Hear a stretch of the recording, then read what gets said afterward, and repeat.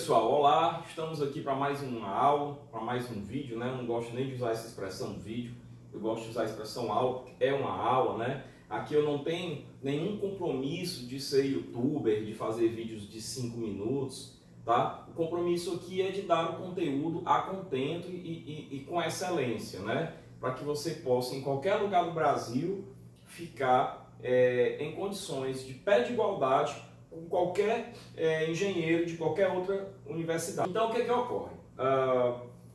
Estamos chegando aqui na parte 2 de perda de carga, ok? Então, bom dia para quem é do dia, para quem está estudando de dia, boa tarde para quem está estudando de tarde, boa noite para quem está estudando de noite e boa sorte para quem está estudando aí de madrugada, tá certo?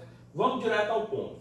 No vídeo passado, né, na parte 1, a gente estudou a classificação das adutoras, água bruta, água tratada, adutora por recalque, adutora por gravidade em conduto livre, ou adutora por gravidade em conduto forçado, tá? E a gente fez algumas questões. Nessas questões, basicamente, a gente trabalhou com a equação da continuidade, tá? E com a equação de Bernoulli. Pois bem, naquelas questões, sempre que havia alguma perda de carga que deveria ser considerada, essa perda de carga havia sido dada na questão, tá? E eu falava no vídeo, olha, nesse vídeo aqui ainda, nessa aula, não é importante calcular a perda de carga, ok? Nessa aula ainda não é importante calcular a perda de carga. Mas vai ter um momento que vai ser, e esse momento chegou. Essa aula é uma aula onde a teoria realmente é muito rápida, alguns poucos minutos, e nós vamos fazer algumas questões semelhantes às questões do vídeo anterior, tá? Essa é a boa notícia, essa aula é realmente uma continuidade da aula anterior, só que inserindo as equações de perda de carga, ok? É o que nós vamos fazer. Então nós vamos trabalhar muito aqui com a equação da continuidade, com Bernoulli entre A e B e com o cálculo da perda de carga através de uma equação de perda de carga. Então vamos lá. Equações de perda de carga. Primeiro, é preciso compreender o seguinte. A perda distribuída, né? Tem dois tipos de perda. A perda localizada em conexões, ok? É uma coisa. Mas a perda distribuída, né, que é a mais famosa, que é aquela que requer uma equação de perda de carga, ela tem ali duas hidráulicas diferentes. Como eu sempre costumo dizer, ela tem duas hidráulicas diferentes. Uma hidráulica para conduto forçado e uma hidráulica para conduto livre, tá? Para conduto forçado eu tenho várias fórmulas, ok? A fórmula universal, que é a equação de Darcy-Weisbach, a equação de Hazen-Williams, Ferro-Whipple-Cial e algumas outras que não foram tão aclamadas quanto essas aí.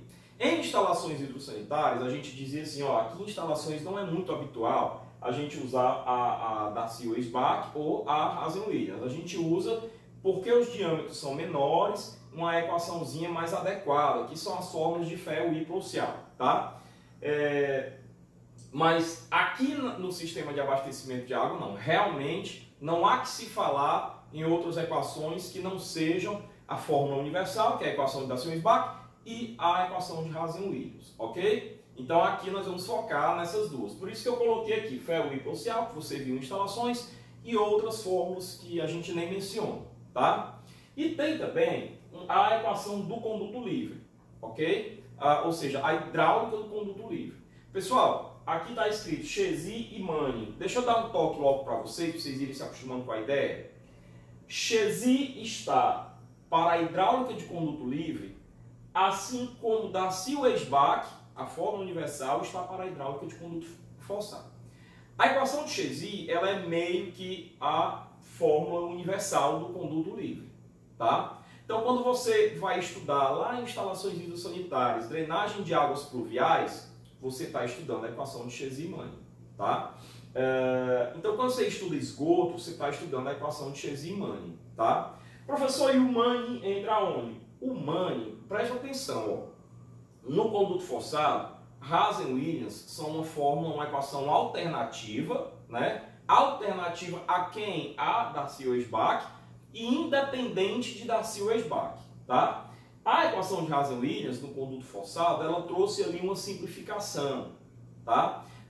Na fórmula universal, precisa calcular o fator de atrito. O fator de atrito depende do tipo de escoamento, se é turbulento, se é laminar, se é de transição, depende do epsilon, que é a rugosidade, depende do número de Reynolds, e depende dele mesmo.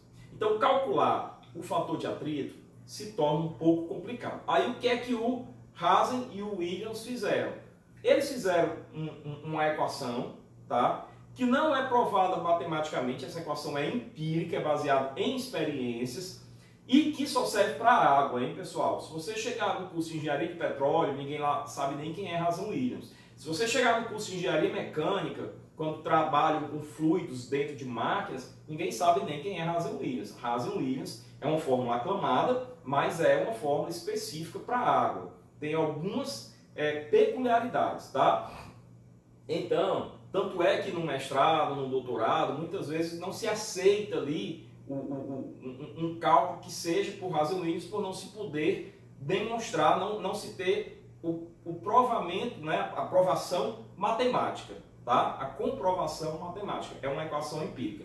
Mas é uma equação empírica cujos resultados realmente se aproximam muito da fórmula universal. É uma equação muito boa, simples, e elimina aquele problema de ter um cálculo complicado do seu fator que remete ao atrito, né? Que lá em Hazen Williams é o coeficiente de Hazen Williams. Então, Hazen Williams lá no produto forçado é uma equação alternativa e independente à fórmula universal. Aqui no conduto livre, o Manning, o Chezy, ele também tem lá a sua dificuldade para calcular a sua rugosidade, o seu atrito, tá? Vamos colocar dessa forma sem complicar demais. O que é que o Manning fez? Ele tirou essa dificuldade, tá? E criou um coeficiente dele, chamado coeficiente de Manning, que está em função desse coeficiente que é difícil, tá? E aí o que é que ele fez? Ele tabelou, tá? Para cada material tem lá um número de Manning, tá? E aí ele eliminou essa dificuldade. Só que como ele relacionou o coeficiente dele, que ele criou, o número de Manning, com esse coeficiente que tem na fórmula de Chezy, tá? Que é o coeficiente de Chezy, ele foi inserido dentro de Chezy, tá? É por isso que a fórmula de Chezy, ela chama equação de Chezy e Manning, porque ele é a equação simplificada, é a mesma equação de Chezy, só que onde tinha o coeficiente de Chezy, está lá o coeficiente de Chezy em função do número de Manning, tá? Então facilitou muito. Então eu diria que o Chezy está para o conduto livre, assim como a fórmula universal está para o conduto forçado. E que o Manning está para o conduto livre, assim como o Hazen Williams está para o conduto forçado. Peço que entendam essa analogia, principalmente se algum professor estiver assistindo, entenda que a minha intenção com isso é ser didático, mas é uma analogia que vale sim, tá? Bom, e tem as perdas localizadas, que basicamente eu tenho dois métodos para calcular e que vocês já sabem, eu não vou nem falar aqui, né? O principal, que é considerar a perda localizada como um percentual, né, da carga cinética V2 sobre 2G. E esse percentual é representado por um coeficiente K, né, onde cada peça, de cada material e de cada diâmetro, repito, cada peça, cada conexão, de cada material e de cada diâmetro tem lá o seu valor de K tabelado em qualquer livro de instalações hidrossanitárias, de abastecimento de água, de hidráulica. Em qualquer livro desse você vai encontrar várias páginas de tabelas para o ferro fundido, para o PVC, para o CPVC, para tudo. Onde eu tenho, por exemplo, um joelho, aí eu tenho um joelho de 50 milímetros, eu tenho um joelho de 62 milímetros, eu tenho um joelho de 75 milímetros, de 100 milímetros, né? De todos os diâmetros, tá? Onde cada um deles tem lá o seu valor de K, ok? Que é um número adimensional, porque representa um percentual da carga cinética, do V2 sobre 2G. Esse é o método oficial, esse é o método universal de você calcular a perda de carga localizada. Existe um outro método que, na verdade, é o mais utilizado, né? Algo que se assemelha muito com Hazen Williams e a fórmula universal, que Hazen Williams não é o método oficial, mas para o abastecimento de água ele é o mais utilizado por conta dessa simplicidade, que é o método dos comprimentos equivalentes, né? Então, o método dos comprimentos equivalentes, para você entender o que é um comprimento equivalente, é a resposta para a seguinte pergunta. Eu tenho aqui uma conexão, um joelho, um alargamento, uma saída, um registro, qualquer conexão.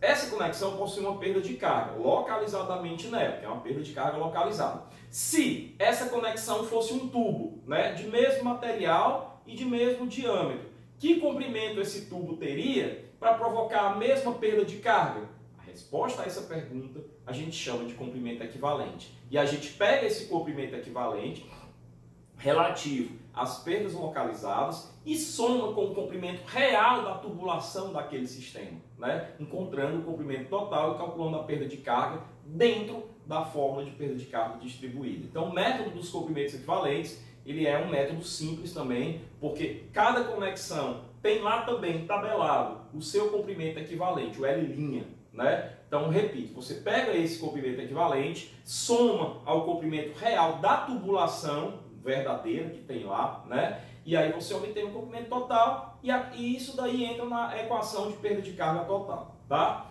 Bom, antes de mais nada, eu preciso logo, antes de passar os slides, deixar uma coisa bem clara, uma dica logo. Preste atenção nisso daqui, ó. A fórmula universal, tá? A equação de Darcy-Weisbach, vou escrever assim, tá? Ela tem essa forma aqui, ó. ΔH igual a F L sobre D V2 sobre 2G, certo? Essa daqui é a fórmula universal. Porém, então vou escrever aqui, ó, escrever de outra cor, mas Q é igual a V, né? Então, esse V aqui, esse V é Q sobre A, e A é π D2 sobre 4. Então, esse 4 eu mando aqui para o numerador, tá? 4Q sobre πd2, tá? Então, se eu chamar essa equação de 1 e chamar essa equação de 2, eu vou fazer aqui, substituindo 2 em 1, tá? Se eu substituir a equação 2 na equação 1, eu vou ter uma equação de ΔH que vai estar em função da vazão. E aí eu volto a dizer o seguinte, o que eu sempre tenho dito, a rainha das informações na engenharia hidráulica é a vazão.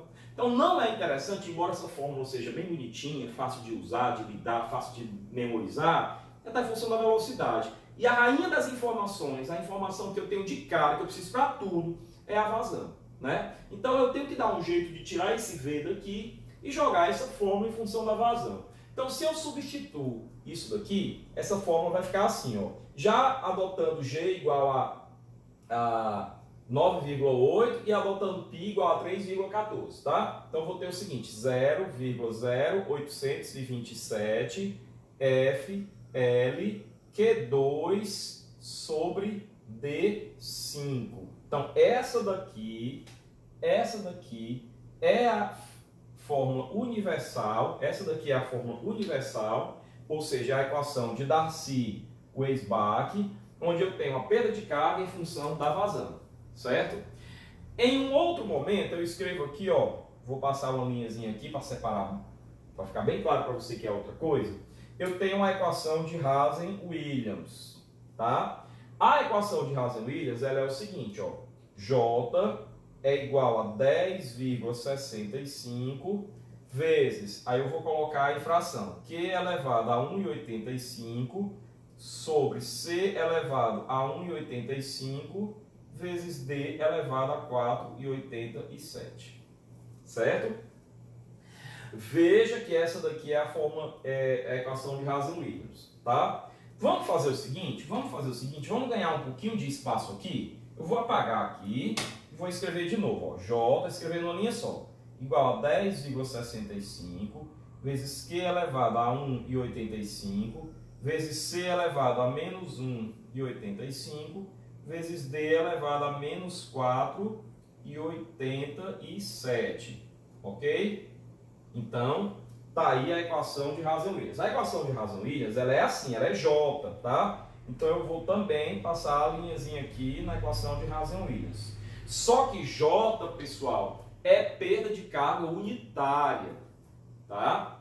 E J é ΔH sobre L, a perda de carga total sobre L. São conceitos que você já conhece. Esse L é o comprimento total. Se eu quiser calcular, não para J, mas para ΔH, e como ΔH é igual a J multiplicado, vou botar de azul aqui o L, vezes L, certo? Então, eu vou ter o seguinte, ó, ΔH é igual... Agora eu vou colocar numerador e denominador, porque senão não cabe na lousa, tá? Então, ΔH é igual a 10,65 vezes quem? Vezes L, vezes quem? Vezes Q elevado a 1,85 sobre C elevado a 1,85, D elevado a 4,87. Então, essa daqui é a fórmula de Hazen-Williams para ΔH. Tá? Essa daqui é a fórmula de Hazen-Williams para ΔH. Tá? O que é que eu quero que vocês notem? Se vocês pegarem o livro de instalações hidrossanitárias de vocês e der uma estudada lá também, nas fórmulas de ferro e hidroxial, vão perceber que todas essas fórmulas têm uma coisa em comum. Todas. Eu vou fazer o seguinte, eu vou apagar essa parte azul e vou escrever aqui, depois eu vou apagar o resto, porque por enquanto eu quero que vocês olhem para essas fórmulas, tá? Então, vou deixar essas aí. Aí vou escrever aqui o seguinte, ó, regra geral, tá? Regra geral. E isso aqui, pessoal, é para você ter em mente sempre. Toda equação de perda de carga,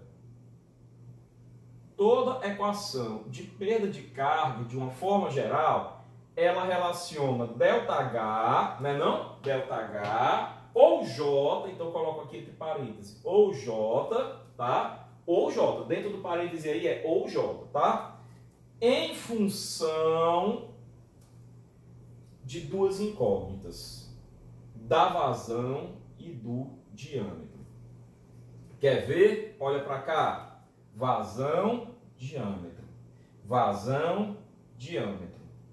Vazão, diâmetro. Professor, mas aqui tem um L. L é constante. Aqui tem um fator de atrito. Fator de atrito é constante. Não é variável. Aqui tem um C, coeficiente de Hazen-Williams, é uma constante. Então, as variáveis, que são como se fosse meu Y em função de X, isso aqui é meu Y, isso aqui é meu X, elas relacionam ΔH ou J em função da vazão e do diâmetro. Essa regra aqui é o que eu queria mostrar de mais importante na aula de hoje, certo? Então, presta bem atenção na dica. Eu tenho quantas incógnitas no total aqui? Quantos parâmetros? Perda de carga, vazão e diâmetro. Eu tenho 3 incógnitas, tá? Se eu souber duas, eu calculo a terceira. Presta atenção nessa dica.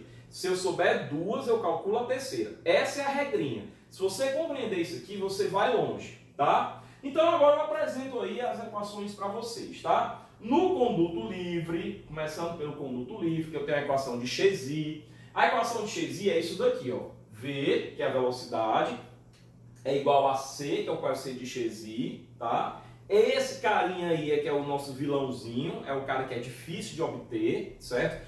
Tanto quanto o fator de atrito na fórmula universal, vezes a raiz do raio hidráulico, vezes a declividade, né?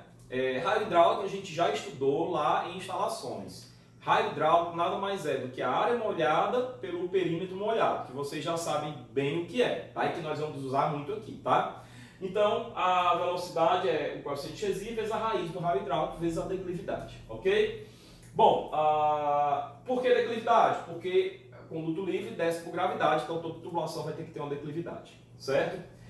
Então o coeficiente de Chezy, ele depende não só da natureza, do estado das paredes, do conduto, mas também da forma como se apresenta o conduto, tá? Então ele não é uma coisa assim simples de obter. E aí o que acontece? Aí veio um cara brother, um cara chapa, um cara maninho, tá? Um cara mano, olha aí, veio um maninho, né? Que fez o que eu expliquei para vocês. Ele foi, dentro daquela, faz de conta, né, da analogia da gente, o Hazen-Williams do conduto livre. O que é que ele fez? Ele criou um coeficiente dele, chamado número de Money, que é esse N aqui, ó. É esse N, é o número de Money, tá? O coeficiente de Money, mas normalmente se chama número de Money. E relacionou o coeficiente de Chezy com o número de Money. E aí fez um bocado de conta lá e já tabelou o número de Money para cada material. Então ele tirou totalmente a dificuldade que se tinha quando se usava a equação de Chezy pura, puro sangue,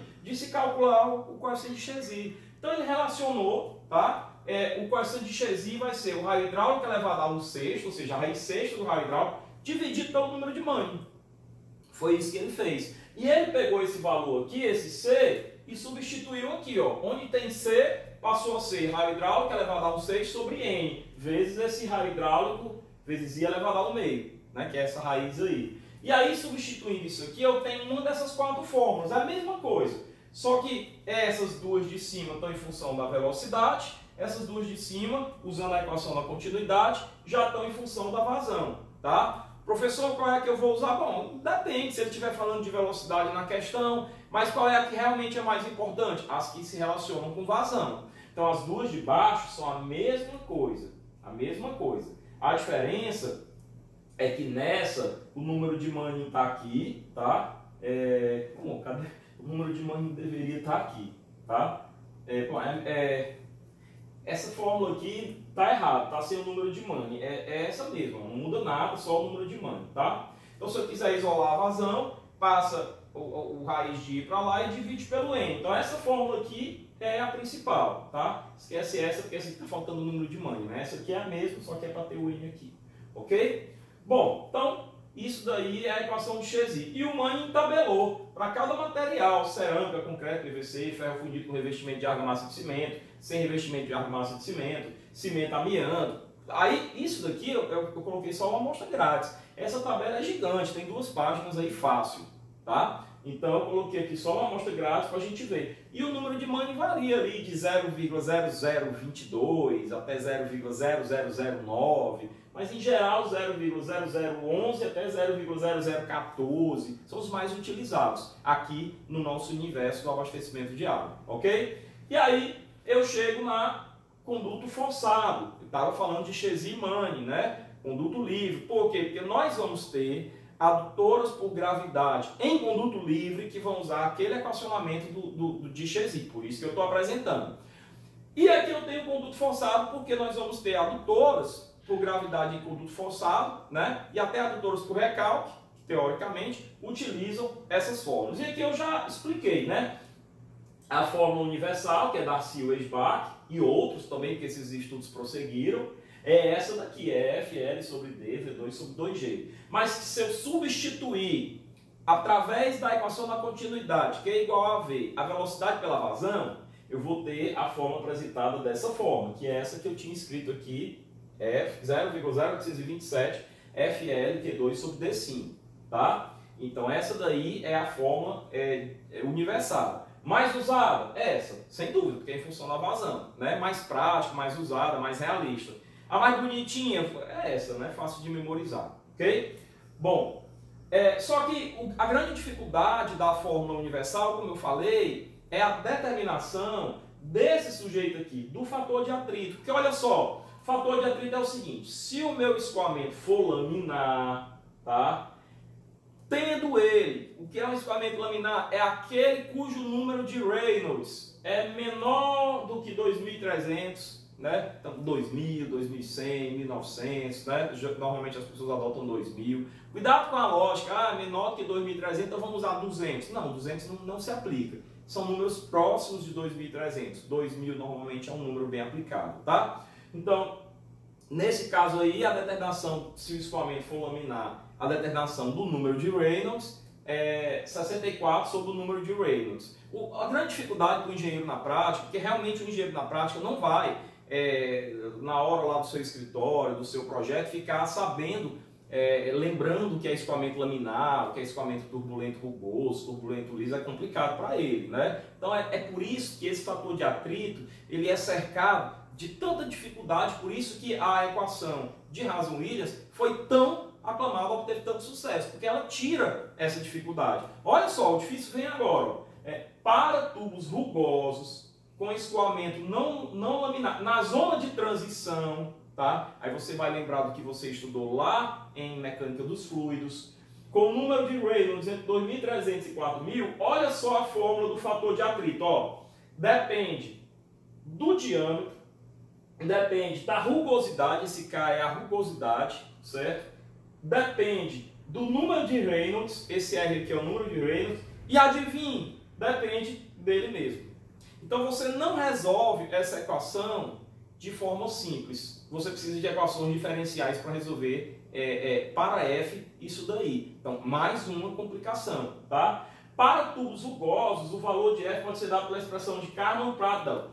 Olha só, o Karman-Pradal, não sei a pronúncia direito, né? Então, está em função da rugosidade, do diâmetro. E aí, a primeira dificuldade é você, mas esse tubo é rugoso, tem escoamento na zona de transição, tem escoamento laminar, é liso, né? E aí, essa complexidade traz essa dificuldade, essa preferência por parte dos projetistas de evitar a fórmula universal, tá? Tem essa questão. E aí chegou o cara que meio que solucionou o problema para a água, né? Preciso ressaltar que a equação de Rason-Williams elas têm uma série de inconvenientes. Elas são empíricas, ela é empírica, ela não é provada matematicamente, portanto, muitas vezes você vai querer fazer uma dissertação de mestrado, uma tese de doutorado, querendo provar algo usando ela, e ela não é aceita pela banca, né? Porque uma banca de uma tese de doutorado, de uma dissertação de mestrado, ela vai ter um rigor científico, vai exigir um rigor científico, coisa que a equação de Rason-Williams não tem, embora ela tenha um resultado, uma aproximação muito forte de resultados com a equação universal, mas ela não tem uma comprovação científica. Essa é a primeira questão. A segunda questão é que ela só serve para água, tá? Ela não serve para qualquer fluido, por isso ela não é universal. A equação universal ela serve para qualquer fluido, líquido ou gasoso, né? Líquido ou gás, e em qualquer temperatura, com qualquer viscosidade. A Rason-Williams não, só serve para água, tá? Agora, como o nome da nossa disciplina é Sistema de Abastecimento de Água, né? Então, muitas e muitas vezes nós vamos usar aqui sem restrição mesmo, né? E se usa de forma aclamada nos projetos de engenharia a equação de Rason-Williams. Ok? Então a equação de Rason-Williams eu já tinha apresentado para vocês, está aqui ela, né? Nesse caso está o J, que é a perda de carga unitária, não tem o L aqui no meio, mas se eu for escrever para o ΔH, aqui vai ter um L, né? Como eu escrevi aqui, ó. Se eu for escrever para o ΔH, aqui vai ter um L, tá? E aí eu tenho tabelado aqui o valor do coeficiente de Rason-Williams para vários materiais, essa lista também é enorme, aqui eu só coloquei uma amostra grátis, tá? E detalhe, ele tabela, pessoal, mostrando para tubos novos e para tubos usados com 5 anos, com 10 anos, com 15 anos, com 20 anos. Essa tabela é maior, é mais ampla. Isso aqui é só uma amostrazinha grátis, né? Ah, professor, então a rugosidade vai mudando? Claro, pessoal. Claro, você tem um piso na sua casa e você, depois de 10 anos, de tanto andar com sapato, com chinela, você vai lixando esse piso pelo atrito do seu sapato. A mesma coisa a água faz com a tubulação, né? Em pontos onde você tem conexões, mudanças de direção, você tem irregularidades. Quando você pega um asfalto de uma rodovia, onde passam muitos caminhões de carga pesada, esse asfalto com o tempo fica irregular. Nas curvas, esse asfalto fica igual um tapete puxado para fora, né? Então, a mesma coisa acontece dentro da tubulação. E isso é ruim, porque à medida que o coeficiente que representa o atrito vai mudando, o atrito vai aumentando, a perda de carga vai aumentando, tá? Isso é ruim por isso, ok? Então, passando para frente, tá? Eu tenho aí já as nossas questões, ok? Então, não vou nem apagar a luz ainda, vou direto para a questão. A diferença entre essas questões e as questões que a gente tinha visto na primeira parte, né? Na parte 1, aqui é a parte 2, é que aqui eu vou incluir o cálculo da perda de carga, mas eu vou continuar usando Bernoulli e a equação da continuidade, ok? Vamos para frente. Considere escoamento permanente de água, nem precisava dizer, né? A gente considera sempre como permanente uniforme, em uma tubulação retilínea de 200 metros de comprimento, né? Uma adutora pequena, 200 metros de comprimento, de um certo material com diâmetro de meia polegada, né? Meia polegada, a gente vai considerar aí como 15 milímetros, né? Então, em uma seção A, que está na cota 100, a altura d'água em um piezômetro é de 3 metros e em uma seção B, na cota 100,5, a altura d'água em piezômetro é de 2 metros. Pera lá. No vídeo que você assistiu ontem, eu dizia assim, ó, tinha uma questão lá onde um manômetro indicava 340 kN por metro quadrado. Aí eu falei, ó pessoal, o manômetro ele indica a pressão. Quem indica a carga de pressão é um piezômetro. Portanto, fique atento na sua prova para ver o que ele está lendo. Se ele estiver lendo através de um manômetro, ele está lendo a pressão. Para você achar a carga de pressão, você divide pelo peso específico da água, que é 9,8 vezes 10 a terceira. Nessa questão, eu estou apresentando aqui um piezômetro que já lê a carga piezométrica, ele já lê a carga de pressão ali, tá? Então, o piezômetro está lendo 3 metros de coluna d'água no ponto A e 2 metros de coluna d'água no ponto B, tá? Esse metro aqui é metro de coluna d'água, ok? Então, questãozinha simples, ele pede o sentido do escoamento, né? Aí o sentido do escoamento é aquilo, Bernoulli, né? Aonde eu tenho maior energia, onde eu tenho menor energia. Eu sempre perco carga no sentido de escoamento. Então, o sentido de escoamento é de onde tinha maior para onde tem menor, né? E a vazão que escoa? Aí, suponha que o escoamento é laminar, ou seja, que o fator de atrito, ele está falando disso, ele está falando do fator de atrito, vai ser dado pela fórmula do escoamento laminar, que é 64, dividido pelo número de Reynolds, que ele não deu, mas que é até 2.300. Então você pode adotar um valor qualquer, 2.000, por exemplo. Tá? Acho até, nas minhas questões, eu adoto, se o escoamento for laminar, o número de Reynolds como sendo 2.000. Tá? Então vamos para frente. Ó. A primeira coisa a fazer, tcharam, né?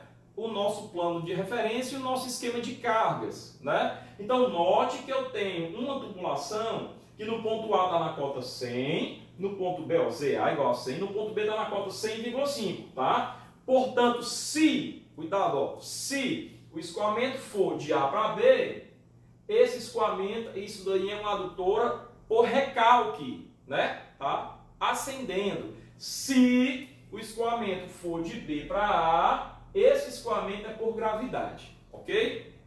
Bom, analisando a linha piezométrica, que não leva em consideração a carga cinética, né? Professor, por que você não está levando em consideração a carga cinética? Eu já comentei ontem, ó. Aqui, se você analisar, ele fala, considerando o escoamento permanente, a tubulação retilínea e tal, com diâmetro de meio. Ele está indicando o quê? Que o diâmetro não muda. Então, se o diâmetro não muda, o escoamento é uniforme, no ponto A e no ponto B as velocidades são as mesmas. Então, se as velocidades são as mesmas, as cargas cinéticas do A e do B são iguais, e aí a linha de energia seria uma linha paralela à linha piezométrica, né? Então eu posso analisar quem está perdendo energia simplesmente pela linha piezométrica, sem ter que ficar calculando carga cinética. É um facilitador, tá? Mas você precisa ter a convicção de que nos dois pontos A e B as cargas cinéticas são iguais, consequentemente a linha de energia paralela à linha piezométrica. Tá? Para que eu possa analisar pura e simplesmente pela linha piezométrica, tá? Então é o que eu vou fazer. Como o diâmetro é constante, o escoamento é uniforme, a linha de energia é paralela à linha piezométrica, eu vou analisar pela linha piezométrica. Então eu já tenho Z e ele deu no piezômetro que no ponto A a carga de pressão é 3, no B é 2. Pessoal, 100 mais 3, 103. 100,5 mais 2, 102,5. Opa, esse valor é maior. Se esse valor é maior, ele perdeu da esquerda para a direita. Então, o escoamento é no sentido da perda. A perda é da esquerda para a direita, então o escoamento é da esquerda para a direita. Consequentemente, isso aqui é uma adutora por recalque. Beleza? Tranquilo quanto a isso? Qualquer dúvida, ponto virtual. Quem não for meu aluno, dá uma curtidazinha aí no canal, né? Não sei nem para que serve curtir o canal, mas curte o canal, tá? Você deve estar rindo aí. E pergunta, deixa um comentário lá que eu respondo para você, tá? Qualquer dúvida eu estou aqui à disposição.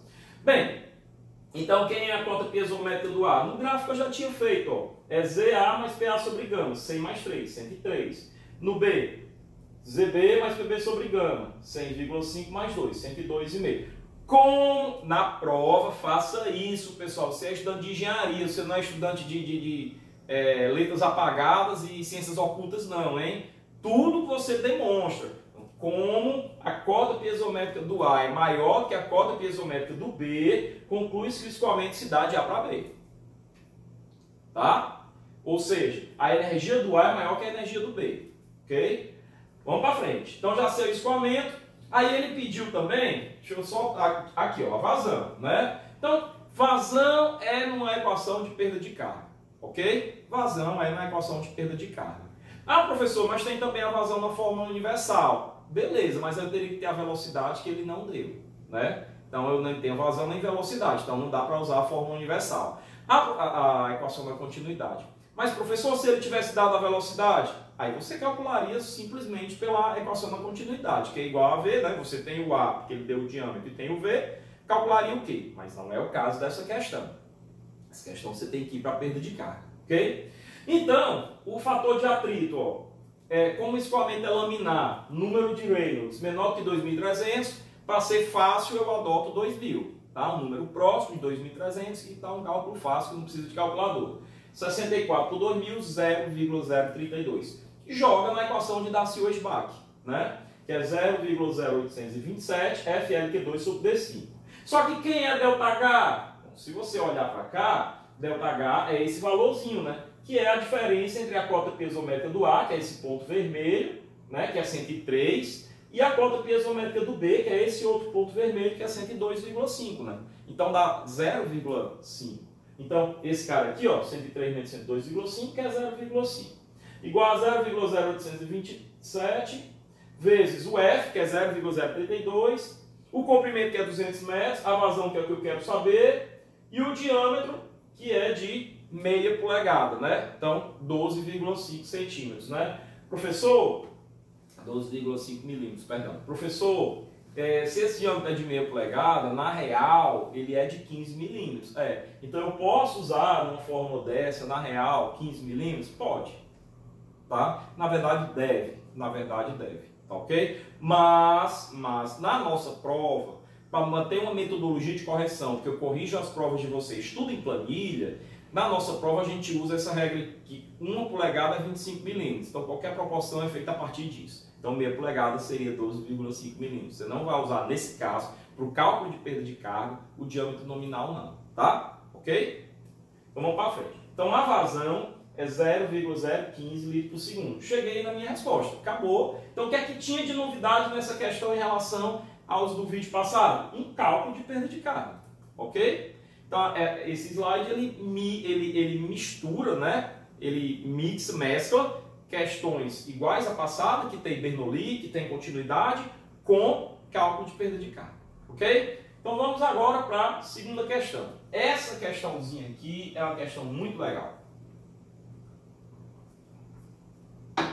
Eu vou apagar a lousa, porque eu realmente vou precisar dela. Tá? Então, me deem aí 10 segundinhos.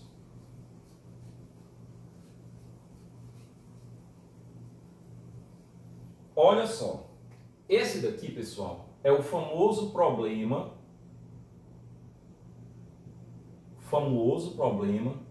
dos dois reservatórios, tá? É o famoso problema dos dois reservatórios. Então ele tem aqui um reservatório, que aqui ele chamou de reservatório 1, e outro reservatório que ele chamou de reservatório 2. E bem aqui, num ponto qualquer aqui embaixo, tem um ponto de consumo, tá? Ele deu, vamos lá, ele deu essas cotas dos reservatórios. Nessa questão, essa cota aqui é 554, tá? E essa outra cota aqui é 552, tá? E essa outra cota aqui, ó,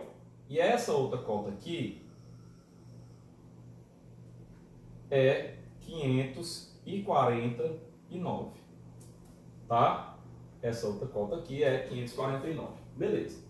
Aí ele deu o comprimento dessa tubulação, que é 850 metros, deu o coeficiente de Hazen-Williams, que é 110, e deu o diâmetro, que é 12 polegadas. Tá? Pessoal, 12 polegadas são 300 milímetros, né? Cada 4 polegadas são 100 milímetros, então 12 polegadas são 300 milímetros, ok?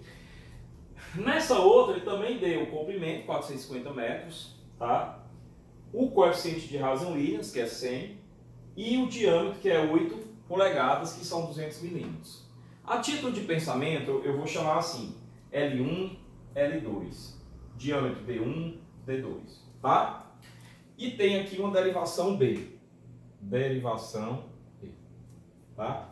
Vou colocar o B de preto. Azul vai ser aquilo que vai entrar nos cálculos. Nomes eu vou chamar pela letra preta. Então vamos lá. Determinar a relação entre a vazão máxima e a vazão mínima, que pode ser retirada na derivação B, impondo que o reservatório 2, esse, nunca seja abastecido pelo reservatório 1. E que a mínima carga de pressão disponível na linha seja 1 metro de coluna d'água. Muito legal essa questão. Utilize a fórmula de Hazen-Williams, despreze as perdas localizadas e despreze as cargas cinéticas para focar o problema só no que interessa. Perda localizada e carga cinética não interessa não. Então preste atenção. É assim, ó. Vai ter uma vazão que vem para cá, que a gente vai chamar de Q1, tá? E vai ter uma outra vazão que vem para cá, que a gente vai chamar de Q2, tá? Para que eu possa ter uma vazão de retirada aqui, QB, certo? Quem seria QB? QB seria Q1 mais Q2. Só que a coisa não é tão simples, tá? A coisa não é tão simples. Eu tenho várias hipóteses a considerar, tá? Então eu tenho 3 hipóteses a considerar. Eu vou fazer uma letra pequena, porque eu vou ter que apagar isso daqui e fazer caber as 3 hipóteses na lousa, certo? Então, presta atenção. Vou colocar uma hipótese nesse espaço, outra hipótese nesse espaço e a outra hipótese desse, né? Então, primeiro caso, tá? Primeiro caso é o seguinte: reservatório 1 e reservatório 2 abastecem a derivação B. Esse daqui é o primeiro caso. R1 e R2 abastecem B. Então isso daqui é o seguinte, ó. Eu tenho aqui o reservatório 1, né? Aí eu tenho aqui o reservatório 2 e eu tenho aqui a derivação B, ok? Tá? Vou logo escrever aqui, ó, segundo caso, e vou logo escrever aqui terceira hipótese ou terceiro caso, tá? Então nesse caso aí, R1 e R2 abastecem o B, certo? O que é que está acontecendo aqui, pessoal? Nesse caso aqui eu tenho o seguinte, eu tenho esse cara aqui vai ter uma vazão Q1, né?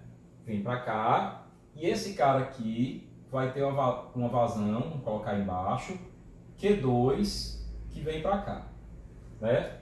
Então, primeira consideração, quem é que vai ser QB, né? Ora, realmente QB vai ser Q1, só um minutinho, QB, vou escrever aqui, QB vai ser Q1 mais Q2, certo? Então, realmente vai ser Q1 mais Q2. Eu deixei um espaço aqui para poder a gente... Melhor. Deixar espaço não, já sei como é que eu vou fazer. QB vai ser igual a Q1 mais Q2. Tá? Bom, numa segunda hipótese, eu estou começando logo analisando só essas vazões, tá? Numa terceira hipótese, eu vou colocar o seguinte, ó.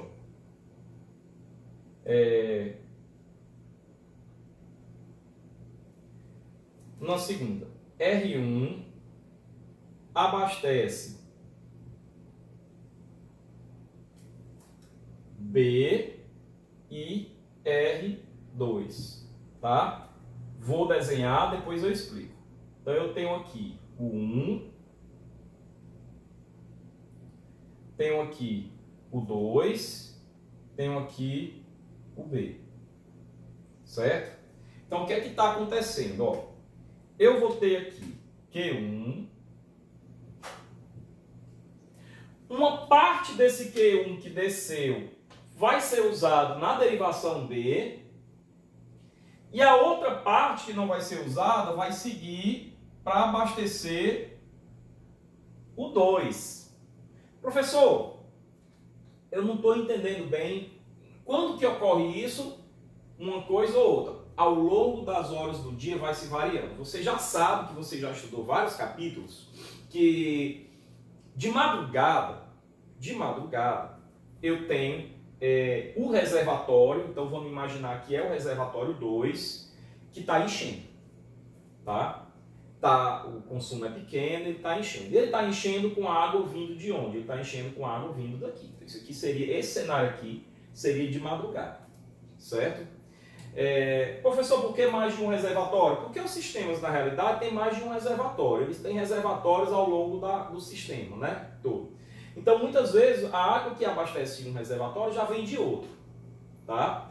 E esse outro não só abastece o último, mas abastece também o consumo que tem no meio do caminho ali. A grosso modo, é esse o pensamento.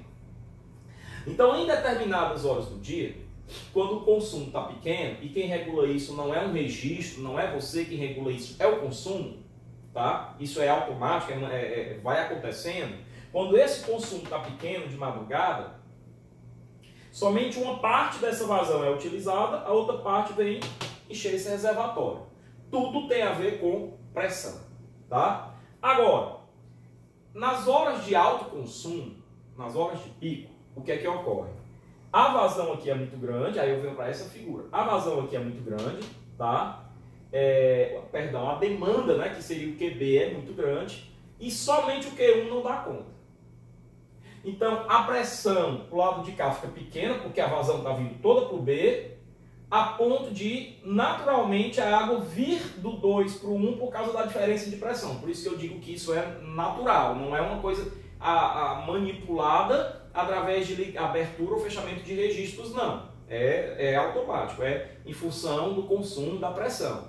Um vai abastecendo ou sendo abastecido pelo outro em função do consumo do QB.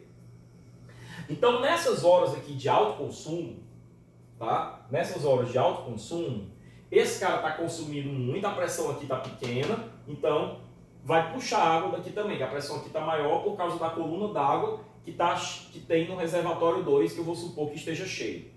Então eu vou ter, nesse caso, QB igual a Q1 mais Q2. Nesse caso aqui, eu vou ter QB é igual a Q1 menos Q2, né? QB é igual a Q1 menos Q2, ok? E eu tenho um terceiro caso que não é nenhum nem outro. Olha só, o terceiro caso é quando o R1 abastece... Pronto, vamos colocar dessa forma. Vamos escrever de outra maneira.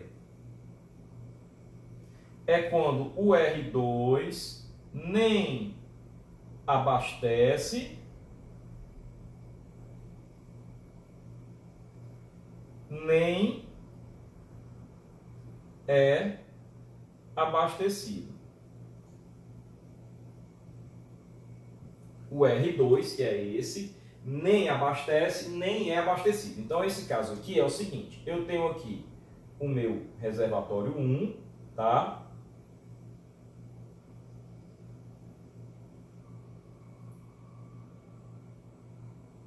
E o meu reservatório 2, e bem aqui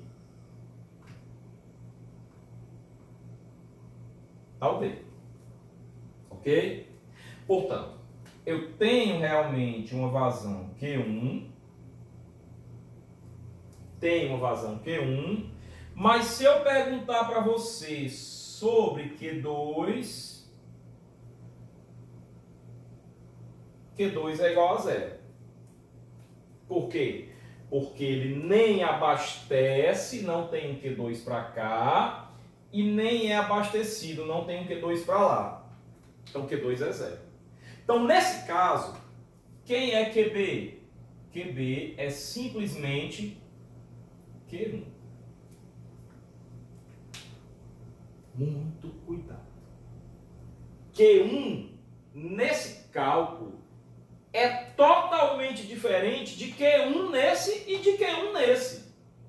O mesmo vale para Q2. Mudam totalmente. Tá? Não vai pensar que, se ele pedir uma relação entre máxima e mínima, que tem a ver com isso, o Q1 que eu achei da primeira, eu vou usar na segunda. Não, você vai ter que calcular o Q1 para o segundo caso também. São Q1s diferentes, como também são Q2 diferentes. E agora vamos para o mais importante. Engenheiro hidráulico que não sabe analisar a linha piezométrica é analfabeto hidráulico. Portanto, a gente vai analisar a linha piezométrica para entender o que é que está acontecendo. A primeira coisa que eu vou fazer é desenhar aqui o plano de carga, né, que é uma linha horizontal representando o nível da água, no 1, tá? E o plano de carga aqui representando o 2 também, tá? Uma linha horizontal. Depois eu faço isso para o segundo caso e para o terceiro caso, certo? Pessoal, vamos tentar desenhar a linha piezométrica. O que é que está acontecendo? Ó, presta bem atenção. A vazão, ela é uma entidade que ela se dá por diferença de pressão, né? A vazão ocorre sempre no sentido de quem tem maior pressão para quem tem menor pressão. É a mesma coisa com a corrente elétrica em relação a BDP, a diferença potencial. A corrente elétrica sempre vai de um potencial maior para um potencial menor. Então, aqui vale a mesma regra, tá? Então, assim, se essa vazão Q1 está vindo para cá, é porque a vazão no B é menor do que a vazão... Perdão, a pressão no ponto B, ou a carga de pressão, na verdade, né, é menor do que a carga de pressão aqui. Que no reservatório a gente já está careca de saber que a energia que eu tenho é o nível da água, tá? Pelo amor de Deus, tá? Então, a energia que eu tenho no ponto B é menor do que a energia que eu tenho no ponto 1, que é o nível da água. Por isso que eu vou ter uma linha descendente, uma linha descendo, representando a linha piezométrica, tá? Agora, a pergunta é, professor, eu desço até onde? Deixa eu representar aqui uma linha verticalzinha representando a abscissa do ponto B, tá? Eu subo isso daqui até, eu desço isso aqui até aqui, acima do 2, eu desço isso daqui até aqui, na altura do 2, ou eu desço isso daqui até aqui, abaixo do 2? Essa é a pergunta. Essa é a pergunta, tá? Então, na verdade, eu tenho três hipóteses. Hipótese A, B ou C, tá? Essa linha desce, mais desce acima do 2, ela desce, mais desce na mesma cota, na mesma energia do 2, ou ela desce, mas desce abaixo do 2. A resposta está no 2. Vamos ver. Ora, essa vazão é do 2 para o B. Significa o quê? Que o 2 tem uma pressão, uma energia maior do que o ponto B. Ou seja, o ponto B tem uma energia menor do que o 2. Se o ponto B tem uma energia menor do que o 2, então eu vou apagar essas outras duas linhas aqui, ó. Tá? Eu vou apagar essa linha e vou apagar essa outra linha aqui, ó. Tá? Então essa daqui é a minha linha piezométrica, tá? E essa daqui vai ser a linha piezométrica que vem lá do outro, ó. Então essa daí é a resposta da minha questão. Essa é a minha linha piezométrica, tá? Agora, professor, esse ponto aqui, ó, esse ponto aqui, esse ponto, vou apagar isso aqui para despoluir a imagem, tá? Esse ponto aqui representa quem? Veja, se eu pegar a cota topográfica, porque bem aqui tem um Z do ponto B, né? Bem aqui tem um Z do ponto B, né? E isso daqui, ó, vou fazer de vermelho pequenininho aqui, ó. E isso daqui, essa altura aqui, eu desenhei uma altura. Cotas representando uma altura, tá? Desenhei aqui uma altura. É a carga de pressão no ponto B. Então, isso daqui vai ser PB sobre gama, tá? Isso daqui, essa altura é PB sobre gama. Pessoal, o que é cota piezométrica? Não é o valor da cota topográfica Z mais PB sobre gama? Então, pessoal, esse rapaz aqui, ó, é a cota piezométrica do ponto B, que é dado por quem? ZB mais PB sobre gama. Então, esse cara é a cota piezométrica do B, tá? Note que essa carga de pressão e, consequentemente, essa cota piezométrica, né? Ela está abaixo do nível da água do reservatório mais baixo, que é o 2, ou reservatório de jusante. Note. Essa é a linha piezométrica. Agora, olhe nesse outro caso. Eu, de novo, vou traçar aqui uma linhazinha horizontal, né? Vou traçar aqui outra linhazinha horizontal, representando o nível aqui do reservatório 2, tá? E vou traçar aqui, baixou um pouquinho, ele já está baixo, né? Deixa eu aumentar esse reservatório 2 um pouquinho. Então, aumentando ele um pouquinho. 2, tá? E aí eu traço aqui reservatório 2, tá? Veja, pessoal, eu tenho agora a seguinte situação. Eu tenho uma vazão, vou também traçar essa linhazinha aqui, né? Eu tenho uma vazão Q1 que vem para cá. Então a pressão no B é menor, né? A energia no B é menor que a energia no 1.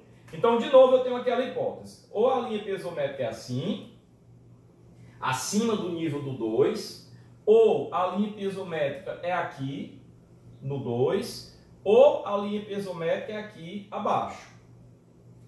A, B ou C? Ora, quem vai dizer é a vazão 2. A vazão 2 está indo do B para o 2. Significa, sabe o quê? Significa que o ponto B tem pressão maior que o 2. A pressão do B, a cota piezométrica do B, é maior do que o nível da água do 2. Portanto, é essa daqui, ó. Então, eu vou apagar essas duas aqui, ó. Essa hipótese é essa, ó. Tá? Para a vazão poder ir do B para o 2, a pressão no 2, ou seja, a cota piezométrica do 2 é maior do que o nível do B, a cota piezométrica do B é maior que o nível da água do 2. Então eu vou ter essa figura aqui, ó. Mais ou menos assim, vamos colocar assim, ó. Pá, pá. Eu quis redesenhar, pessoal, só para ilustrar a questão da declividade dessas duas linhas. Quero explicar isso, mas eu vou explicar mais na frente. Agora eu vou só dizer o seguinte. Dá para notar que essas declividades são diferentes nesse desenho, né? Eu quis desenhar de propósito para ilustrar que essas declividades, elas podem até ser iguais, numa probabilidade muito pequena. Podem, mas podem ser diferentes. E aí, se forem diferentes, eu ainda tenho, ó, declividades iguais. Vou fazer o seguinte, eu vou aumentar essa linha aqui do B, eu vou colocar ela aqui, ó. Certo? Então eu posso ter um caso onde as duas declividades sejam iguais, né? Ou seja, a declividade do trecho 1 é a mesma do trecho 2. Eu posso ter um caso onde essa declividade é maior e essa é mais suave, mas continua tendo declividade. Ou eu posso ter um caso onde essa declividade é assim, ó. Pronto. Essa declividade do trecho 2, deixa eu fazer o seguinte. Deixa eu mostrar assim com mais clareza. Uma declividade mais suave e uma declividade do segundo trecho mais acentuada, tá? Ou também posso ter uma declividade no primeiro trecho mais acentuada, seguida de uma declividade no segundo trecho mais suave. Pronto. Ok? Então eu posso ter diferentes formas e isso vai cair na prova, mas eu não vou perguntar isso agora não. Ainda não chegou a hora. Então aqui é só para ilustrar que essas declividades não são obrigadas a ser iguais. E quase nunca são. Tá? Podem ser, mas quase nunca são. Tá? Bom.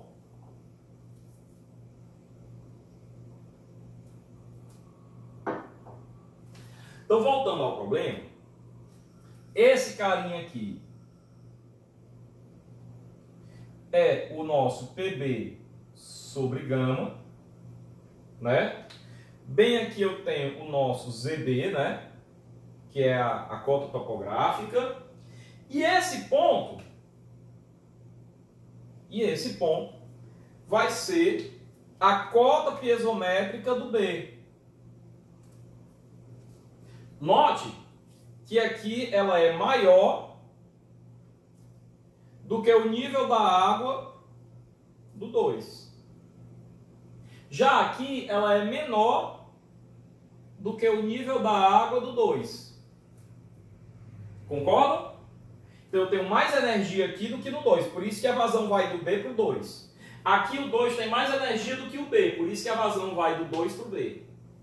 Mas eu tenho um caso, nesse caso o reservatório 2 abastece, nesse é abastecido. Professor, e qual é o caso em que ele nem abastece nem é abastecido? Quando essas energias são iguais, ou seja, se eu pegar aqui essa cota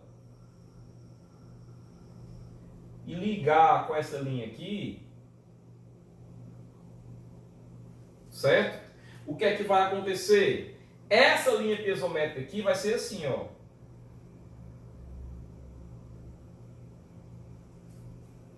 Horizontal. Se ela é horizontal indica o quê? Que os dois têm a mesma energia, né? Ou seja, que a cota piezométrica no ponto B, ela é igual ao nível da água do reservatório de jusante, do reservatório 2. Portanto, a vazão Q2 igual a 0. E essa outra linha? Aí agora basta ligar os pontos. Tá? E a carga de pressão? A carga de pressão vai ser essa daqui, ó. PB sobre gama. E aí, para a gente fechar com chave de ouro, para a gente colocar a cereja no bolo. Quem é a tal da vazão máxima, quem é a tal da vazão mínima? Nessa situação, a vazão máxima vai ser Q1 mais Q2, vai ser isso daqui. Então, isso daqui vai ser a vazão máxima, tá? Então, vai ser nessa hipótese. E a vazão mínima teórica, pessoal, é essa, ó. Não é a de baixo, é essa. Essa daqui é a vazão mínima. Isso daqui é uma vazão intermediária, tá? Por quê? Porque aqui é Q1. Aqui eu pego Q1 e ainda subtraio de um valor de Q2. Então, essa hipótese, que é quando o R1 e o R2 abastecem B, é a vazão máxima. Essa hipótese, quando o R1 abastece B e abastece R2, é a mínima. A mínima vazão no B, né? Nós estamos falando de máxima e mínima no B, tá? Na derivação. E essa é uma hipótese intermediária. Ok? Bom, e aí o que é que eu vou fazer, pessoal? Eu vou ler a questão e mostrar para vocês qual a relação que... Essa questão, ela se difere um pouco disso daqui, porque ela impõe condições. Olha só, determinar a relação entre a vazão máxima e a vazão mínima. Então, você vai aplicar dois casos. Se não tivesse restrição, seria essa sobre essa. Então, a máxima seria esse QB máximo, você teria que achar esse Q1 e esse Q2. E a mínima seria esse QB mínimo, você teria que achar esse Q1 e esse Q2. Tá? E aí, você, no final das contas, faria esse valor por esse. É isso que ele quer. Mas, vamos ler a questão. Entre a vazão máxima e a vazão mínima, que pode ser retirada na derivação B, aí agora a condição da questão, não é da teoria, é da questão. Impondo que o reservatório 2 nunca seja abastecido pelo 1. Olha aí, ó. Nunca seja abastecido. Então, ele não quer que essa situação aconteça. Pessoal, se ele não quer que esse segundo caso aconteça, a minha vazão máxima é quem? É essa hipótese. Mas a minha vazão mínima passa a ser quem? Essa hipótese. Tá claro isso? Isso daqui é uma imposição desta questão.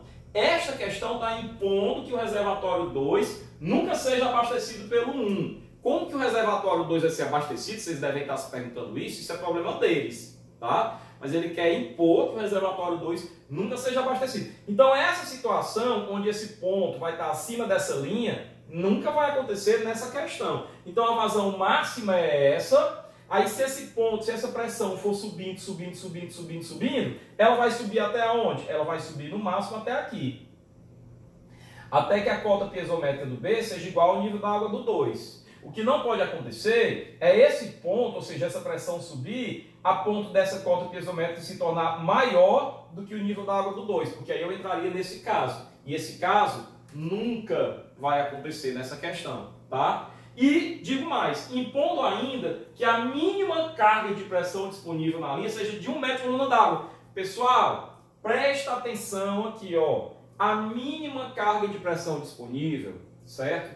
Nesse ponto B aí, né, na linha, você vai pegar sempre o ponto mais baixo, que vai ser o ponto B ali, certo? Sempre o ponto mais baixo, que vai ser o ponto B.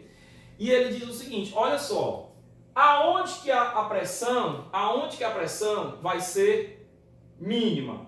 É aqui? Não, aqui ela vai ser grande, aqui vai ser pequena, ó. É aqui, onde que ela é menor de todas? Ela é menor de todas aqui, né? Então, essa pressão mínima fala desse caso. Assim como se estivesse falando pressão máxima, falaria desse caso. Desse ponto subir até um valor e dali não sobe mais. Mas ele está falando de pressão mínima. Então é o caso 1, onde esse cara é o menor possível. E o menor possível pode ser 1 metro. Ele não pode baixar abaixo de 1 metro. Tá? Então, por exemplo, aqui é fácil porque a cota piezométrica do B você já sabe quem é. Ela é igual ao nível da água. Mas e aqui? Que ela é menor. Mas ela é menor quanto? Né? Então, para quantificar isso, é que ele diz assim, a mínima carga de pressão dinâmica tem que ser de 1 metro de coluna d'água. Então, ele já está dando aqui o PB sobre gama, 1 metro de coluna d'água, tá? Como você tem o ZB, que é 549, essa cota piezométrica nessa situação vai ser 549 mais 1, vai ser 550. Então, a questão já está toda mastigada, vamos à resolução. Vamos lá. Aqui estão os dados, para a gente não perder mais tempo, né? Nível da água do 1, do 2, está no desenho também, comprimentos, diâmetros, está tudo aí. E a carga de pressão mínima de 1 metro de coluna d'água. Todos os dados estão aí, certo? Então, primeiro passo, né? Eu olho logo para cá, certo? Olho logo para cá, aí eu botei assim, primeiro passo, A, B e C. Então, você vai ler o slide nessa ordem. O A, depois o B, depois o C. Então, o primeiro passo é determinar a vazão máxima, ou seja, essa hipótese aqui, o primeiro caso. Né? Podem ver que essa linha está descendo de acordo com essa curva aqui, igualzinho, né? E que essa pressão aqui, ó, a mínima é de 1 metro. Então você vai adotar esse valor aqui, essa alturazinha, como sendo 1 metro, que é essa alturazinha vermelha, né? Então você vai adotar como sendo 1 metro, tá? Ok. Então, o que é que nós vamos ter? Primeiro passo, Q1, né? Eu não vou ter que calcular Q1. Então, eu vou pegar a perda de carga entre quem? Entre o reservatório 1 e o ponto B, né? Como é por equação de Hazen-Williams, a fórmula é J igual a 10,65. Mas aqui, quando eu colocar a diferença entre as perdas, vai entrar o L aqui, hein? Cuidado, porque isso aqui é ΔH. Então, quando é ΔH, aqui entra o L, já expliquei isso, ok? Então, quem é o ΔH? É a diferença entre os níveis, pessoal. Esse nível aqui, desse ponto, a perda de carga, se eu for pegar a perda de carga entre esses pontos, a perda de carga é isso aqui, ó. Perda de carga 1. E a perda de carga 2? A perda de carga 2 é isso aqui, ó, daqui para cá, ó. Perda de carga 2. É a diferença entre as cotas piezométricas, aqui, né, e aqui, tá? Então, a perda de carga no trecho 1 é 554 menos esse ponto, ó. Esse ponto é 550. Então, 554 menos 550. Ok? Isso é igual a 10,65 vezes o comprimento L, que é 850. A vazão Q1, que é o que eu quero saber. O C que ele deu, aqui o C 110, tá? Vezes o diâmetro que ele deu também, 12 polegadas, 300 milímetros. Está aqui, encontra Q1 71,05. Né? Então, agora que eu achei esse cara, tá? Aí quem é o Q2? O Q2 vem aqui, ó, perda de carga nesse trecho 2, tá? Cuidado, o maior é esse, é o reservatório. Então, vai ficar 552 menos 550, ó, 552 menos 550, e a diferença aqui é que o C é 100, né? Aqui o C, e o diâmetro é 0,2, ok? Calculei isso aqui e acho o Q2. Então, quem é o Q máximo? É o Q1, esse, mais o Q2, esse. 92,58. Já achei o Q máximo, tá? Agora eu vou achar a hipótese de vazão mínima, né? Desta questão. Não é esse caso. Esse caso seria a vazão mínima. Mas por que não é? Porque ele impôs que o reservatório 2 nunca seja abastecido. Então a vazão mínima vai ser dentro dessa terceira hipótese. Que olha aí, ó. Essa segunda reta horizontal, eu tenho uma vazão Q1, mas Q2 é zero. Como é que eu sei? Não dá para a vazão ocorrer nem daqui para cá, nem daqui para cá, porque eles têm mesma energia. Então não vai ter motivação para a água ir de um canto para outro ou vice-versa, tá? Então, aí quem é que vai ser a vazão mínima? Aí eu tomei o cuidado de chamar isso aqui de Q1', para não confundir com o Q1 do slide anterior, da primeira hipótese, tá? Então eu chamei disso aí de Q1', tá? Então perda de carga no trecho 1. Olha como a vazão é diferente, ali era 71, aqui deu 48, ó, tá? Por quê? Porque esses níveis são diferentes, ó. Agora, 554, isso aqui para ser igual ao mesmo nível, 552, ó. Né? Então a cota piezométrica do B, que é o que está aqui, ó, a cota piezométrica do B, não é mais os 550 do item anterior, agora é 552. Por isso que a vazão muda, tá? Então, resolvendo isso daqui para Q1, deu 48,85. Então, Q mínimo é 48,85, logo, o que ele pediu na questão, que é a razão entre o máximo e o mínimo, é 92,58 dividido por 48,85, 1,89. Resolvida a questão, compreendido o problema dos dois reservatórios. Se você tiver alguma dúvida, tenho certeza que vão ter perguntas sobre isso aqui é super importante e vai cair na prova, tá? Vocês me perguntam no nosso próximo encontro virtual, tá bom? Então vamos para frente, falado aí do problema dos dois reservatórios, eu vou apagar aqui para ganhar lousa, porque talvez eu escreva alguma coisa aí também, tá? Então vamos lá.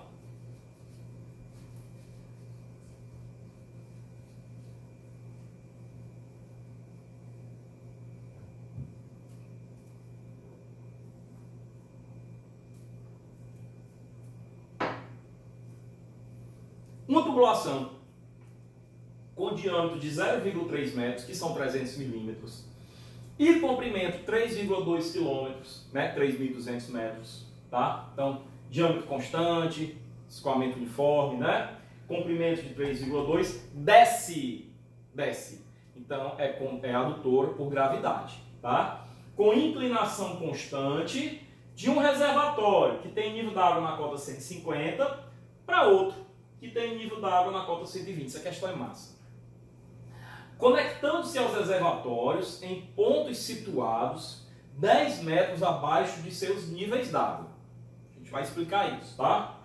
A vazão na adutora, olha só, a vazão já é uma adutora por gravidade, a água já ia descer naturalmente, sem precisar de bomba, tá? Mas eu já tinha falado para vocês anteriormente em outros vídeos que não é obrigatório, não é assim uma regra geral que toda adutora por gravidade não precise de bomba. Pode ser que por alguma razão precise de bomba, não para fazer a água descer, porque a água já vai descer, mas talvez, como é esse caso, para fazer a água descer na quantidade que eu quero, que é a demanda, na vazão que eu quero. Então eu preciso de uma bomba nesse caso aí para aumentar a vazão, que é o que acontece nessa questão. Olha só, a vazão na adutora não é satisfatória. E instala-se uma bomba lá na cota 135, bem no meio ali, tá? A fim de produzir o aumento de vazão necessário, desejado. Supondo que o fator de atrito, fórmula universal, seja de 0,02 e que o rendimento da bomba seja de 80%, determine. Item A, a vazão original do sistema por gravidade. Item B, a potência necessária à bomba para recalcar a vazão de 0,15 metro cúbico por segundo, 150 litros por segundo, tá? Então, veja, eu vou fazer o seguinte, o item C e o item D, na verdade, tanto o B quanto o C e o D, são como se fossem uma segunda questão fora a parte, tá? O item A é como se fosse uma questão inicial, onde eu tenho a minha adutora sem a bomba. E os itens B, C e D são com a bomba, que passa a ser outro problema. Então eu vou meio que didaticamente separar isso daqui para vocês. Eu vou ler agora só o item A, já li o item A, não vou ler os outros itens, vou resolver o item A. Depois eu volto os slides para ler os outros itens que se tratam da questão já com a bomba. Então vamos lá resolver o item A. Está aqui os dados da questão para a gente não perder tempo e está aqui o desenho do problema.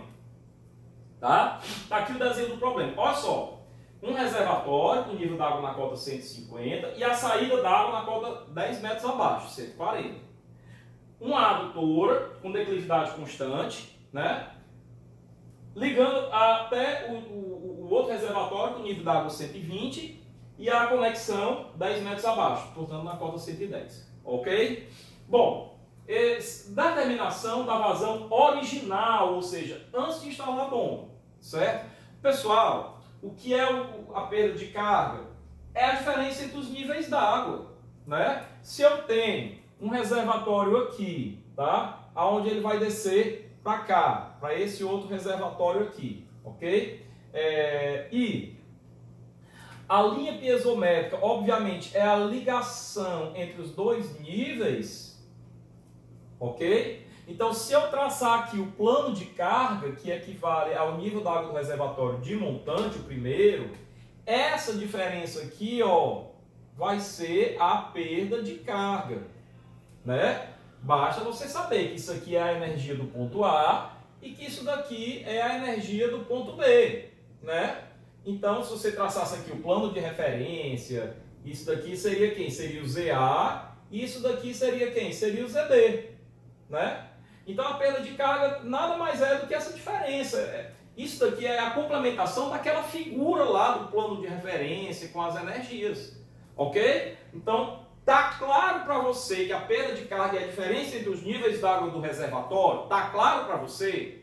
Ok? Então, a perda de carga é essa diferença, ela é geométrica, tá? Basta ver a diferença entre os níveis d'água do reservatório, dos reservatórios, tá? Beleza, então quem é a diferença? 150 menos 120, ok? Então, cota piezométrica do reservatório R1, que é quem? O nível da água, 150. Cota piezométrica do reservatório R2, que é quem? O nível da água. Não é a base não, é o nível da água, a energia é o nível da água, tá?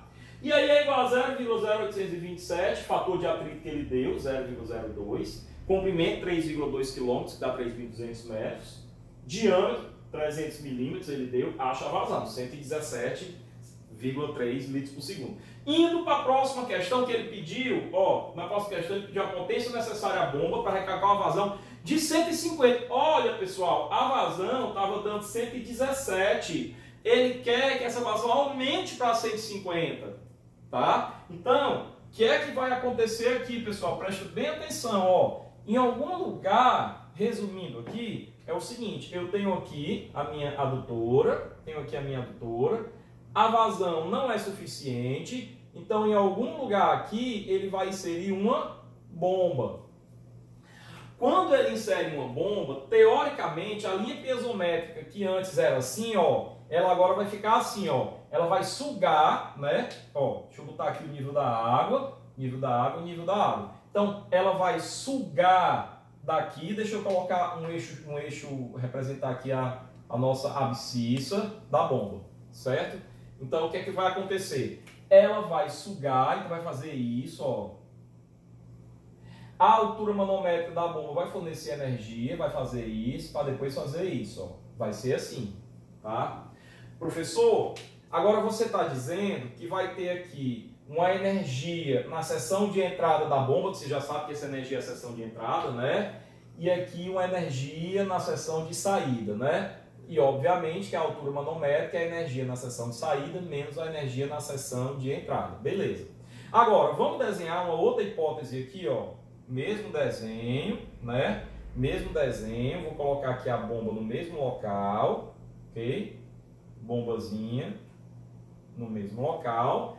E aí é o seguinte, pode acontecer também dessa linha piezométrica ficar assim, ó, desce, mas continua acima do traçado da adutora. Aí a altura manométrica vai e faz isso. Pode acontecer, certo? E nós vamos estudar se é um caso, se é outro, na questão, tá? Mas a linha piezométrica, a partir de agora, do item B, passa a ser com essa configuração, tá? Passa a ter essa configuração. Então ele quer, voltando aqui, ele quer a potência necessária à bomba para recalcular a vazão, que era antes de 117 litros por segundo, ele quer que seja 150. As cargas de pressão imediatamente antes e depois da bomba, então tem a ver com esses valores aqui, tá? Tem a ver com esses valores, tá? Desprezando carga localizada e considerando carga cinética, tá? E desenha as linhas de energia piezométrica após a instalação da bomba, porque antes da instalação da bomba era uma linha reta assim, ó, paralela ao traçado da adutora, né? Então, vamos lá, vamos para o que interessa. Então, segundo passo. Então, determinação da potência para uma vazão de 0,15, né? Então, quem é a potência? É gama QH sobre eta, né? Então, o H é a altura manométrica, eu vou precisar da altura manométrica. Então, para eu ter a altura manométrica é quem? É perda de carga, cota topográfica, perda de carga, altura geométrica, essas coisas. Nós vamos ver isso aí bem direitinho. Quem é que vai compor a nossa altura manométrica? Nós vamos ver isso aqui, tá? Então, a primeira coisa a fazer é calcular logo a perda de carga que eu tenho, usando a equação universal, né? Para essa nova vazão de 150. Então, colocando os mesmos dados aqui que a fórmula universal pede para a vazão de 150 litros por segundo, a perda de carga agora é 49,05 metros de coluna d'água. Pessoal, olha só, antes a perda de carga total era 30, agora é 49, aumentou 19, tá? Então, professor, eu instalei a bomba, aumentou a perda de carga? Aumentou, mas é o preço que você vai pagar para aumentar a vazão, tá? Então, agora eu tenho uma perda de carga de 49. Aí, agora vamos entender. Ó, determinação da potência da bomba e tal. Conhecendo a perda de carga, que é 49, podemos calcular a altura manométrica. A altura de elevação é a altura manométrica da bomba, né? Presta atenção nisso aqui, ó. Presta atenção. Eu vou apagar isso daqui, tá? Eu vou apagar isso daqui e vou ilustrar o que é que eu estou querendo dizer sobre altura manométrica. Sobre altura manométrica. Eu vou colocar aqui, pessoal, 3 hipóteses também, tá? 3 hipóteses. Primeiro caso. O mais conhecido por nós, recalque. Tá? Primeiro caso, adutora por recalque. Então, adutora por recalque é o seguinte, eu tenho aqui uma, né, embaixo, é um reservatório, aí eu vou fazer assim, ó, vou aqui a adutora, até aqui, e a outra aqui, certo? E uma bomba bem aqui, tá? Então, vou mostrar o seguinte, que a linha piezométrica vai fazer isso, ó. Desce um pouquinho, né? Aí sobe aqui.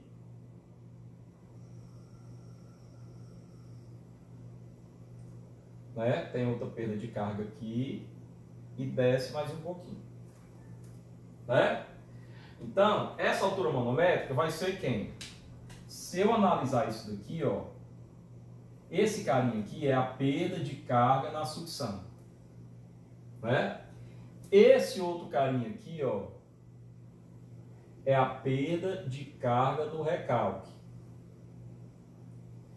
E esse outro carinha aqui, ó, daqui para cá, é a altura geométrica, né? Eu vou chamar a perda de carga na sucção mais perda de carga no recalque, eu vou simplesmente chamar de perda de carga, ok? Então, a altura manométrica aqui vai ser a perda de carga mais a altura geométrica, né? Como você já sabe. Você já sabe, tá? Então, esse é o primeiro caso. Eu vou passar direto para o terceiro caso, que é esse que a gente está estudando. Não, vamos fazer o seguinte, vamos para o segundo caso. Segundo caso. Adutora horizontal. Tá? Adutora horizontal. Então, esse segundo caso é o seguinte, eu tenho aqui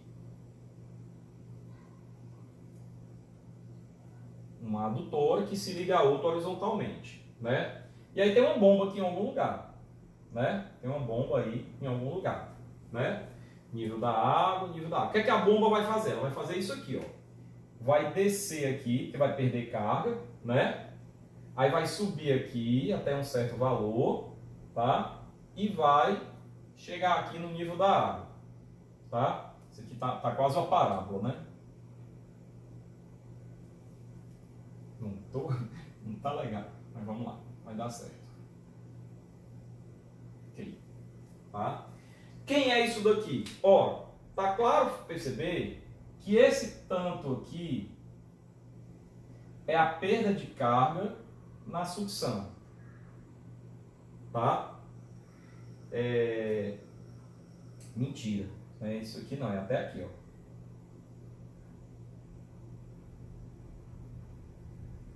Né? E que esse outro cara aqui, ó, esse é a perda de carga no recalque. Então, nesse caso aí, a altura manométrica vai ser perda de carga. Somente perda de carga. Se eu fosse colocar aqui mais altura geométrica, essa altura geométrica aqui seria zero. Porque eu não tenho aí altura geométrica. Pessoal, estamos estudando linha piezométrica na veia, tá? Esse é o segundo caso, uma adutora horizontal. E o terceiro caso é quando eu tenho uma adutora por gravidade.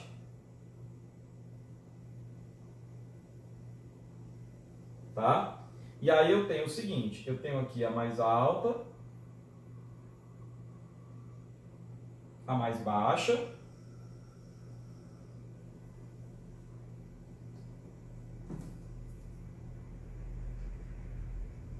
nível da água, tá?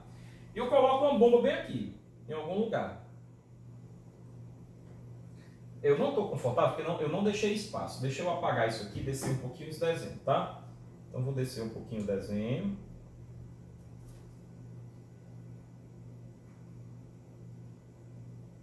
Ok? E aí eu coloco uma bomba aqui em algum lugar.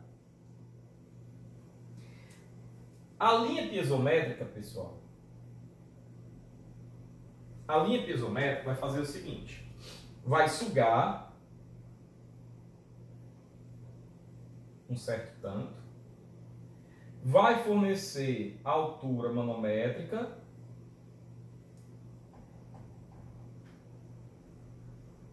vai chegar aqui. Quem é essa altura manométrica? Ora, veja o seguinte, ó. Aqui é o seguinte: a minha altura manométrica vai ser as perdas de carga que eu vou ter. Só que, preste atenção, você concorda que Papai do Céu já está dando aqui um presente para essa bomba? Qual é o presente? Ele já está dando aí uma altura geométrica de energia, porque a água vai descer. Então você já tem aí uma pressão gerada por essa descida, você já tem uma energia. Então me diga uma coisa, você vai comprar numa loja um presente que custa R$100, mas se você já tem R$30, quanto você vai precisar juntar mais? Somente os outros 70 que faltam. Então essa altura geométrica eu já tenho, eu vou subtraí-la da altura manométrica. Então essa fórmula aqui vai ficar assim, ó, perda de carga menos a altura geométrica. Menos a altura geométrica, tá? Por quê? Porque eu já tenho essa altura geométrica que, se eu considerá-la de novo na bomba, eu vou estar somando duas vezes. Então eu não só não devo nem somar nem subtrair, como também não devo, pior ainda, somar, eu devo subtrair. Ou seja, eu não posso, eu vou repetir isso. Eu não posso zerar a altura geométrica, nem posso somar, eu tenho que subtraí-la, sob pena de estar somando ela duas vezes, porque ela já está somada nesse valor da perda de carga, eu tenho que subtrair.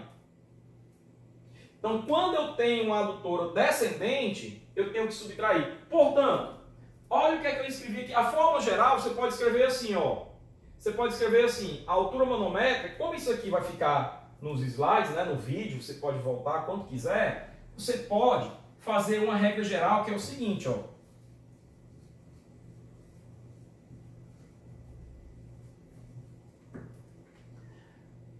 A altura manométrica é perda de carga, mais ou menos a altura geométrica.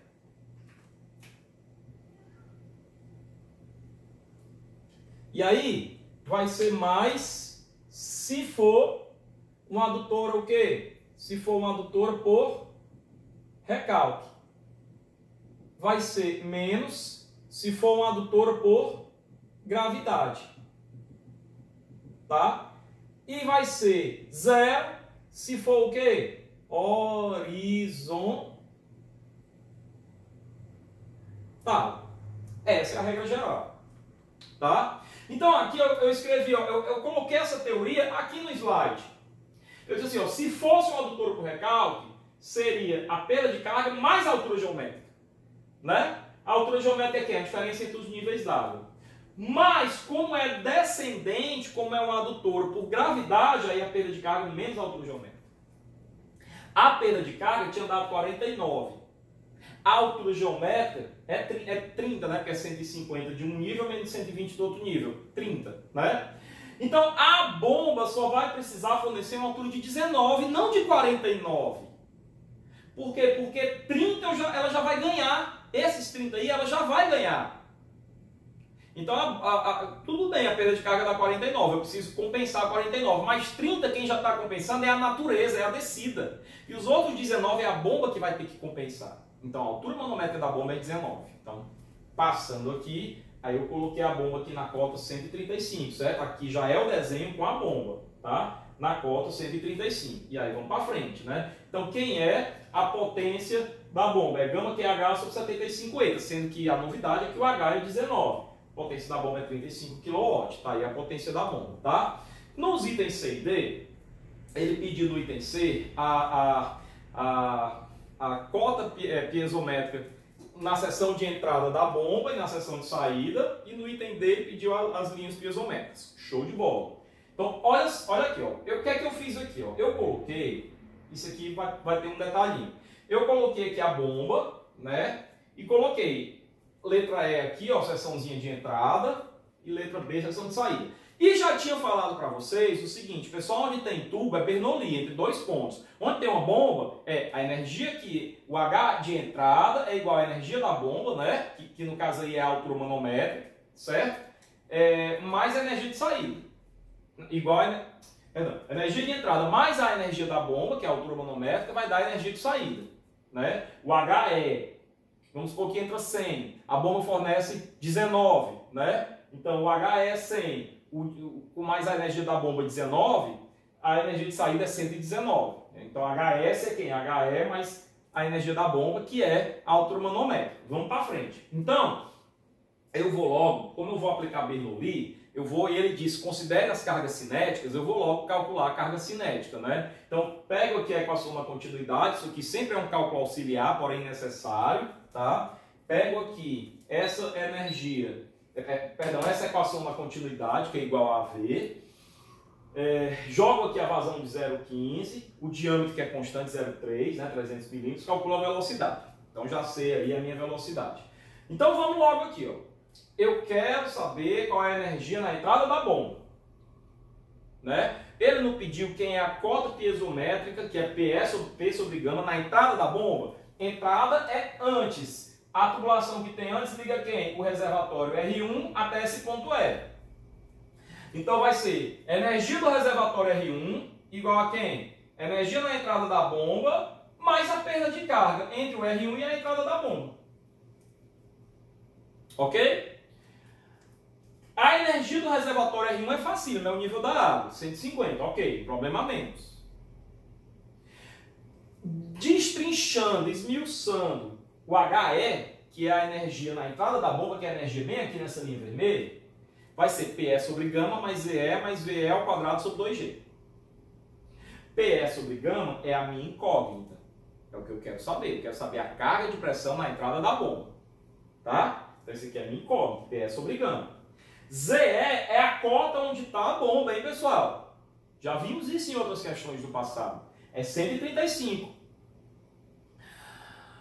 VE ao quadrado sobre 2G é esse valor aqui ao quadrado sobre 2G.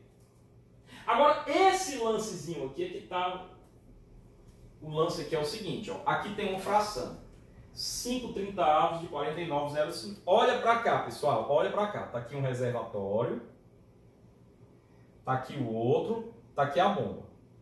Tá? Essa cota aqui é 140. Essa cota aqui é 135.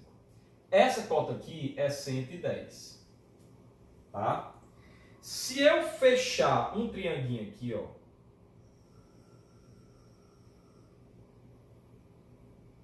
Ok? Se eu fechar esse trianguinho aqui, eu não preciso saber de comprimento, eu posso relacionar com a altura. Essa altura aqui é quanto? Essa altura aqui é 30. Né? Se eu quiser relacionar com esse outro trianguinho aqui, ó, então essa alturazinha aqui é 140 menos 135, é 5. Então eu posso fazer aqui a seguinte regra de 3. A seguinte regra de 3. 30 metros de coluna d'água está para... Perdão. 30 metros de altura está para a perda de carga daqui para cá, que é 49,05. Vamos fazer o seguinte, vou até melhorar a dica que eu vou dar para vocês. Eu vou relacionar a altura com perda de carga. Pronto, é o que eu vou fazer. Tá? Então, a altura total aqui, 30 metros. Está para quem? A perda de carga daqui para cá, que é 49,05. Assim como 5 metros está para a perda de carga nesse primeiro trecho, que eu vou chamar de ΔH R1E. ΔH R1E. Pronto. Então, isolando aqui o ΔH R1E, ele vai ser 5 sobre 30 vezes 49,05. Ok? Por isso que aqui está 5 sobre 30, ou seja, por uma regra de 3, eu obtive a perda de carga nesse trecho. Professor, e ele também vai precisar a perda de carga nesse trecho. Ok, se eu fechar aqui, ó, essa alturazinha aqui vai ser 30 menos 5, vai ser 25. Né? Então, eu posso dizer que 30 está para 49,05, assim como 25, né? Aqui eu posso chamar de delta HR1E, e aqui vai ser o delta HR2E, né? E assim como 25 está para delta HR2S, no caso, né? SR2, entre a seção de saída e o R2. Tá?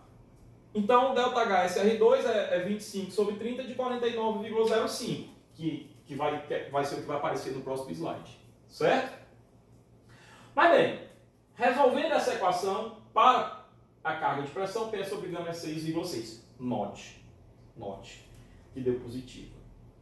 Então, pessoal, essa linha piezométrica, ela vai ficar aqui assim, ó. Vou fazer de vermelho. Ela vai ficar aqui assim.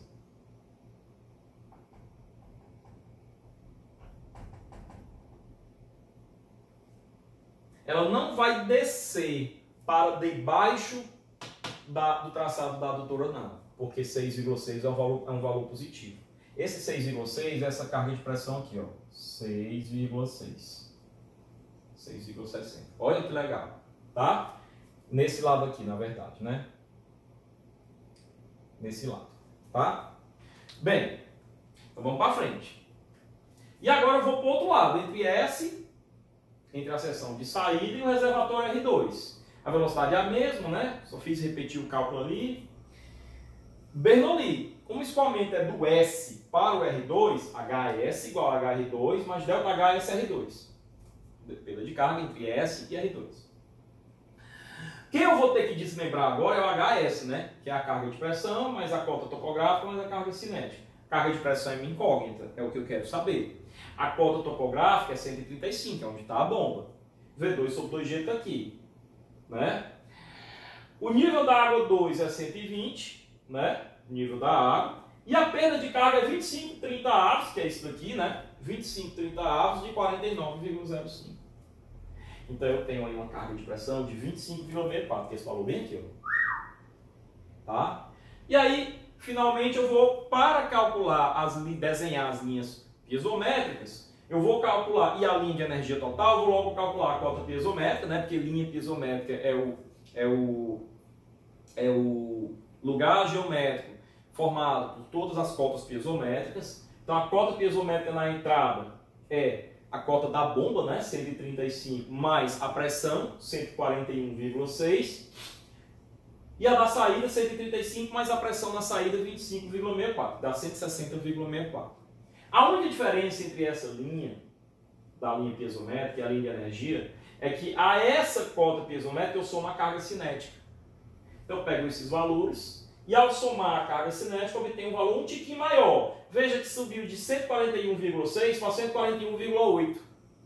É por isso, pessoal, que no abastecimento de água, 99,9999% das vezes a gente despreza a carga cinética.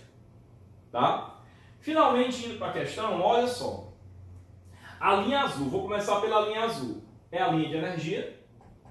Tá? Que, veja, não vai traçar essa linha errada não. Pega, imagine que tem uma régua aqui, um eixo Y aqui. Ele começa na 150. Começa no nível da água. Tem que morrer no 120. Tem que morrer no outro nível da água. Né? Ele vai descer, tá aqui os valores, ó. A energia que eu tenho total, estou desenhando a linha azul, que é a linha de energia. Na entrada da bomba é 141,83. 141,83 é mais alto que 140, então é acima de 140. Porém é mais baixo que 150. É abaixo de 150. Até porque se fosse acima, essa linha subiria, o que não acontece, é impossível. Tá? Então ele desce até esse valorzinho bem aqui onde está o meu dedo, que é o 141,83. A bomba fornece lá os 19,05 dela. Pode ver que 141,83 mais 19,05 vai dar 160,88. Tá? E ele vai chegar na altura, nesse ponto azulzinho aqui em cima, que é 160,88. E depois é só ligar com o nível da água do reservatório. Professor, e para a cota piezométrica? Eu desço um pouquinho. Referente a quem? Referente ao tanto da carga cinética, né? Um pouquinho de nada, ó. 0,2 de diferença. Essas ali são as linhas piezométrica vermelha e de energia azul. Professor, pode acontecer de essas linhas cruzarem? Pode, vai ter questão que ultrapassa. Veja que nessa hipótese, mesmo a tubulação de sucção, que é esse trecho, tem pressão positiva. Pequena, 6,6, mas tem, aqui é maior, 25 e pouco. Né? Mas, no caso de essa linha cruzar a adutora, né, descer para debaixo da adutora, eu teria uma tubulação de sucção com pressão negativa aí. Eu tenho que ter um material que resista a pressões negativas. Tá? Bom, nossa questão está terminada, certo? E aí, eu coloco uma outra questão, ok? Que é, de novo, o caso da vazão máxima e da vazão mínima. E aí eu vou ser prático, certo? Vamos lá. Determinar o valor da vazão QB, certo? E também a carga de pressão, a gente já está apto a fazer isso no ponto B. Sabendo que o reservatório 1 abastece o 2, já sabemos então como é a linha piezométrica, né? O 1 abastece o 2, então ele tem que ser assim, beleza, tá? E que as perdas de carga unitária nas duas tubulações são iguais. Olha, pessoal, eu tenho muita coisa para falar para você sobre isso. Essa questão aí, ela está colocada de forma estratégica para você, tá? Veja, preste bem atenção que agora eu vou analisar aquela declividade. Olha só, se eu analisar novamente o problema dos dois reservatórios, colocando aqui um B bem aqui, onde vai ter um QB, e desenhando essa linhazinha aqui para referência, desenhando também essa linha aqui para referência e essa linha aqui para referência, certo? Nesse caso aí, ele diz que as perdas de carga unitária são iguais. Olha só, eu vou desenhar essa hipótese aqui, ó. Notem que eu desenhei uma única reta, mas eu vou marcar um ponto bem aqui, como se fosse separando duas retas, né? Duas linhas piezométricas diferentes, mas que têm a mesma declividade. Então, notem que a declividade delas é a mesma, né? Bom, quem é que vai ser a declividade? Ora, se eu considerar, vou fazer o seguinte, vamos colocar de vermelho. Se eu considerar que essa distância daqui até aqui é o L, tá?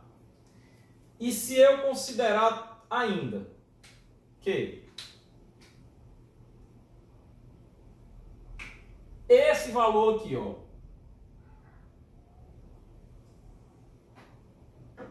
é a perda de carga, a declividade I vai ser o cateto oposto, né? Declividade I é a tangente de θ, né? Pelo amor de Deus. Vai ser o cateto oposto sobre a hipotenusa. Perdão, sobre o cateto adjacente, ΔH sobre L. E ΔH sobre L é quem? Perda de carga unitária. Portanto, quem é a declividade? A declividade é a perda de carga unitária. Pessoal, extremamente importante isso. A declividade é a perda de carga unitária. Portanto, se elas têm a mesma declividade, eu posso afirmar aqui, nessa reta que eu vou chamar de reta 1, de hipótese 1, de hipótese 2, vou chamar essa de hipótese 2. Essa outra aqui, ó,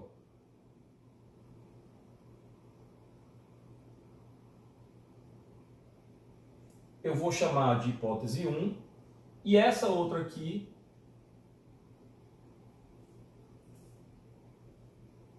eu vou chamar de hipótese 3. Ok? Portanto, na hipótese 1,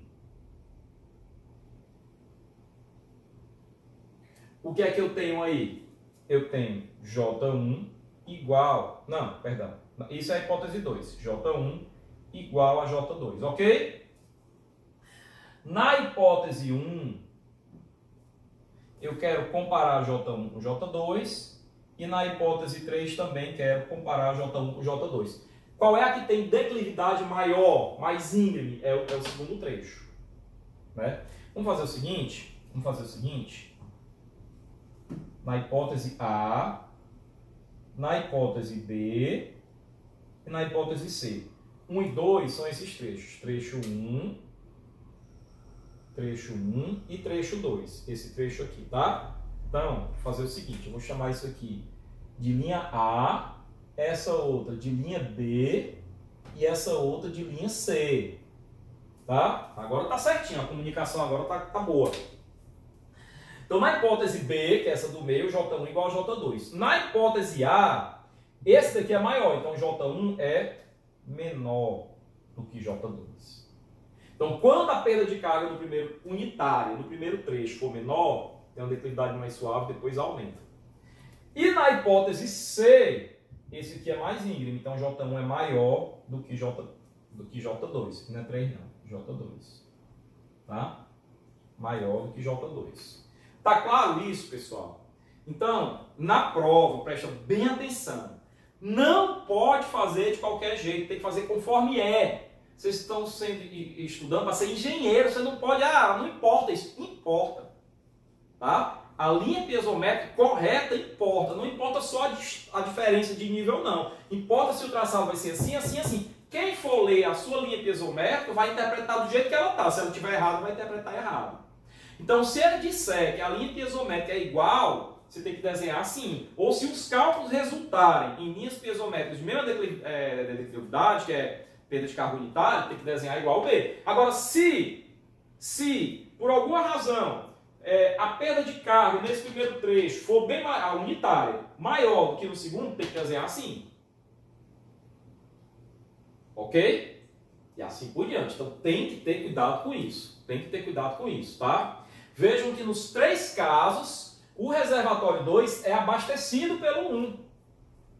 Nos 3 casos, o reservatório 2 é abastecido pelo 1. Agora, nessa questão, as perdas de carga unitária são iguais. Então, J1 igual a J2, a linha é uma linha reta. É uma linha só. Ok? Vamos para frente. Material. Aço soldado revestido com cimento centrifugado. Ele está dando aí o C igual a 130, né? Marca massa de cimento, C igual a 130, né? Determinar o valor da vazão QB e a carga de pressão no ponto B, sabendo que o reservatório 1 abastece o 2 e que as perdas de carga... Então, que ele sabe é o que está nessa questão aqui. Então, vamos para frente. Ele deu os comprimentos dos 2 trechos, deu os diâmetros, 6 polegadas e 4 polegadas, né? 100 mm, 150 mm, deu o nível d'água dos 2 reservatórios e deu a cota topográfica do ponto B, tá? E deu a cota topográfica do ponto B. Ele quer saber qual é a carga de pressão, então ele quer saber qual é essa altura que vai subir até o ponto lá da questão. Então vamos lá, tá? Então vamos lá. Primeiro passo, partindo dessa ideia que ele deu, J1 é igual a J2, né? Agora vejam, eu posso pegar tanto J1 como J2, aí agora eu vou pegar o caso dessa questão aí, certo? Dessa questão. Dessa questão é a linha D, né? Então, ó, vou apagar aqui, né? É a linha D. Apaguei isso aqui, ok?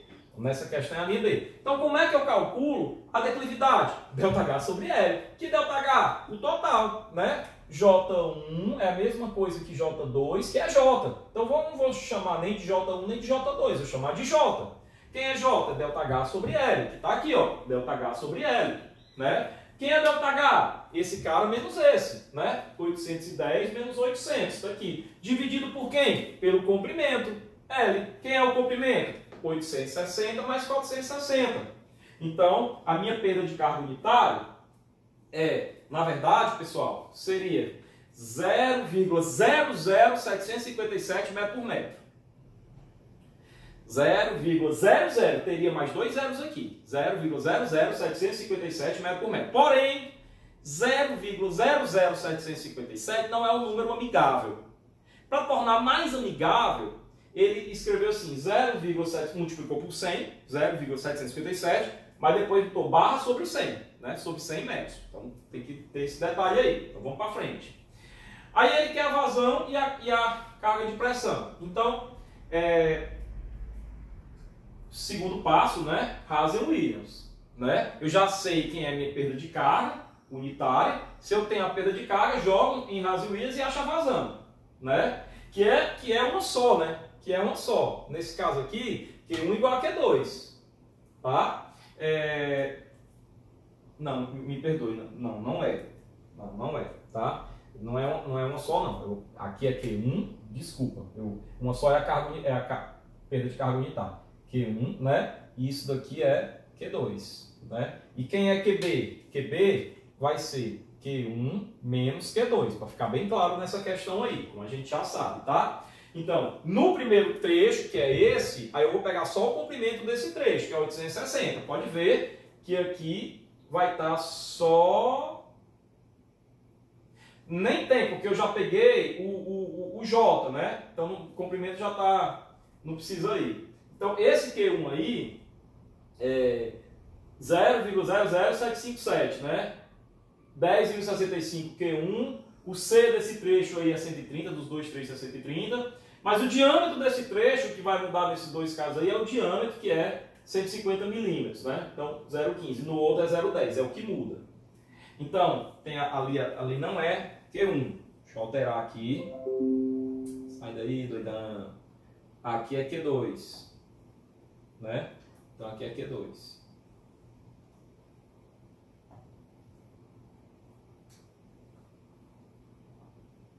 Ok.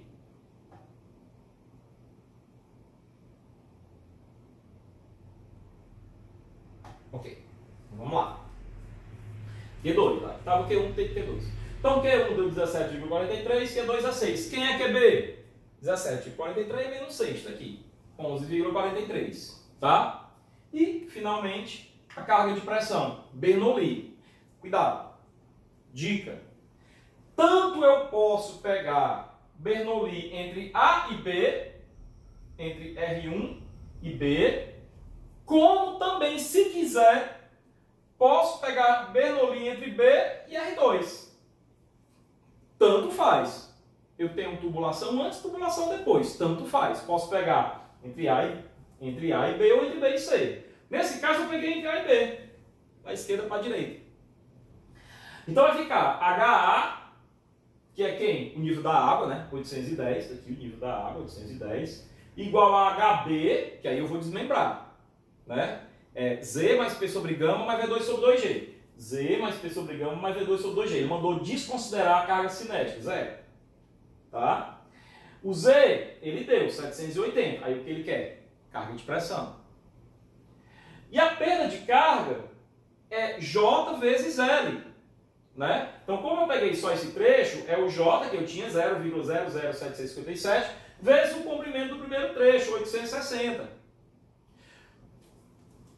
A carga de pressão no ponto B é 23,49. Acabou a questão. Agora, professor, se eu quisesse pegar entre B e C, como é que ficaria? HB igual a HC mais a perda entre B e C.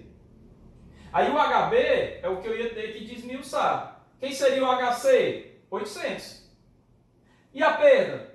O JBC, né, que é 0,00757, só que vezes esse outro comprimento, ó, 460.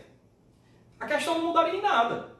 É uma opção. Você pode pegar Bernoulli entre A e B ou entre B e C. Tanto faz. Carga de pressão deu 23,49. Morreu aí Maria Preá. Tá ok? Então essa aula termina aqui. Nível alto, nível dessa aula. Essas questões estão lá no professor Rodrigo Porto, que realmente para esse conteúdo aí ele tem um banco de questões muito legal e que a gente aborda. Inclusive eu tiro minhas questões desse livro aí, tá certo? Então vamos encerrar essa aula por aqui. Vocês vão ter dúvidas, tragam essas dúvidas para o nosso encontro virtual, que a gente está aqui à disposição de vocês para tirar as dúvidas. Um forte abraço, sucesso, salva a bomba!